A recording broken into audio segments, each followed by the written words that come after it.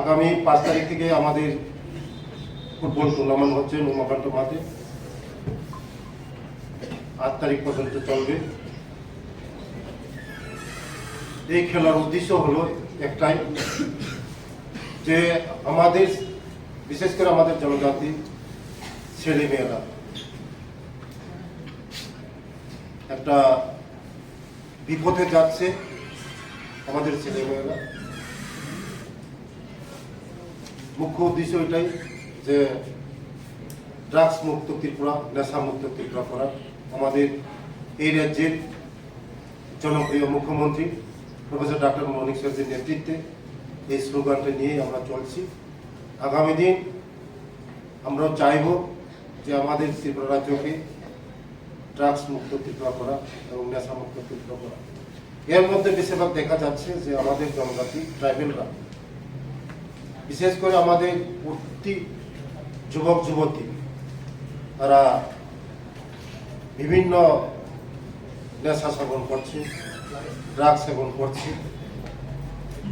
তার থেকে মুক্তি পাওয়ার জন্যই আজকে আমাদের এই খেলা। কারণ যে ছেলেমেয়েরা খেলার মধ্যে নেশা হয়, এই ছেলেমেয়েদের এই নেশা থেকে আমরা মুক্তি দিতে পারি। তার জন্যই আমরা এই যে উদ্দেশ্য, যে আমাদের সারা ত্রিপুরা রাজ্যের মধ্যে 16টা দল, মেয়েদের 8টা দল, ছেলেদের 8টা দল বেছে নিয়ে এই খেলাটা আরম্ভ করা হচ্ছে।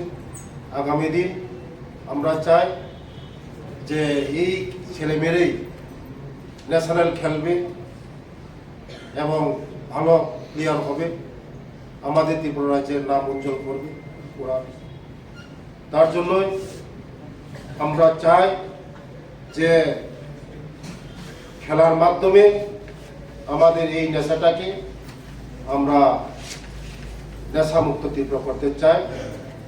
তার জন্য যে উদ্দেশ্যটা নিয়ে আমরা করছি, এই উদ্দেশ্যটা সবাই যদি আমরা সাহায্য করি, আমাদের সরকারের পক্ষে সরকারের পক্ষে সম্ভব না।